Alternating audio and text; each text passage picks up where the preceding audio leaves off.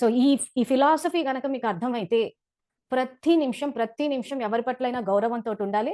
అవతల వాళ్ళు అవమానించినా గాని మన డ్రామా జ్ఞానము, రికార్డింగ్ నడుస్తుంది. మన ఆత్మలో ప్రతి ఒక్కరి పట్ల గౌరవమే రికార్డ్ అవ్వాలి.